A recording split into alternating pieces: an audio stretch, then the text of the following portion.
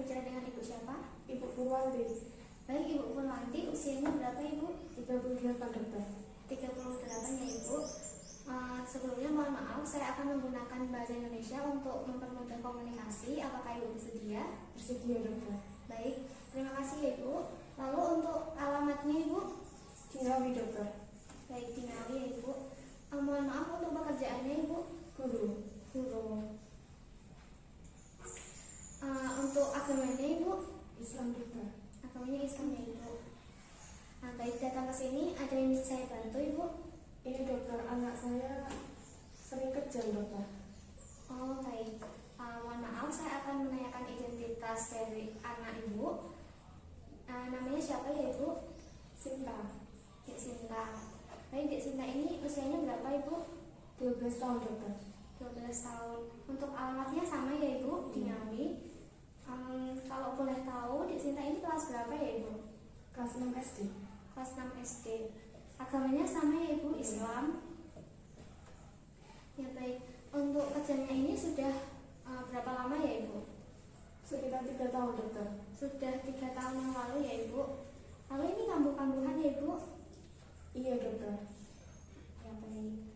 Mungkin sebelumnya ada riwayat jatuh mungkin atau bagaimana? Iya dokter, sebelumnya pernah jatuh dari sepeda di sekitar kuburan. Jatuh dari sepeda di sekitar kuburan ya Ibu. Lalu biasanya, mohon maaf sebelumnya, apa sampai pingsan ketika kejang?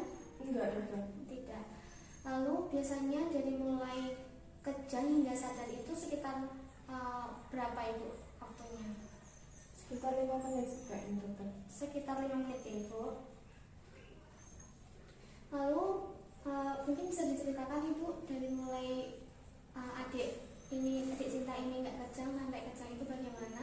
Iya dokter, jadi waktu kejang itu kan kejang terus dari kejang sampai sadar itu sekitar 5 menit, terus biasanya sampai keluar busanya dokter. Sampai keluar busa dari mulutnya ya Bu. Ini berarti kejangnya di tangan aja atau mungkin di seluruh tubuh Ibu? Di seluruh tubuh. Di seluruh tubuh ya. Baik. Di sini saya akan melakukan anamnesis ya Ibu guna menegakkan diagnosis. Dan anamnesis ini untuk hasil pemeriksaannya nanti hanya saya dan Ibu yang tahu. Apakah Ibu bersedia? Iya bersedia dokter. Baik, mau dijawab dengan jujur ya Ibu.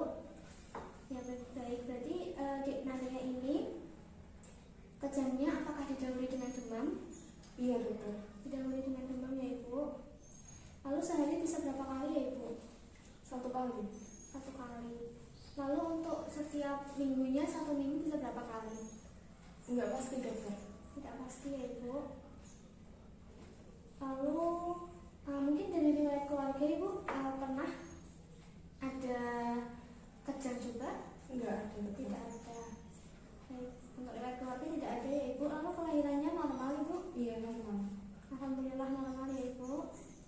Lalu Dek Sinta ini apakah pernah opnam? Enggak pernah dokter. Tidak pernah. Baik.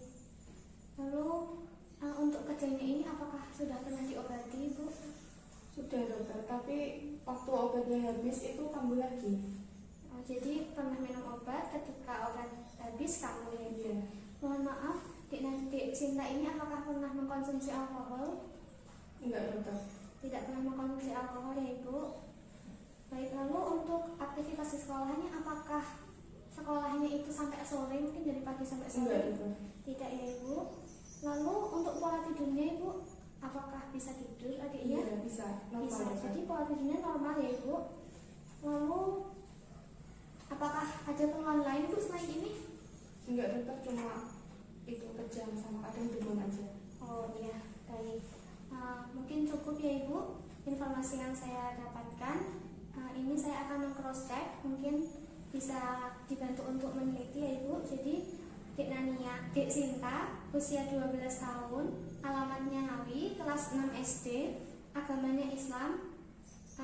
Ini keluhannya kejang ya Ibu. Sudah mulai 3 tahun yang lalu, kambuh-kambuhan dan durasi kejangnya itu 5 menitan sampai mengeluarkan busa. Diawali dengan demam dan tidak sampai pingsan ya Ibu. Tidak ada riwayat konsumsi alkohol Dan biasanya 1 minggu itu tidak pasti, tapi sehari bisa 1 kali kambuhnya. Mungkin ada yang terlewat Ibu? Sudah cukup dokter. Nah, baik.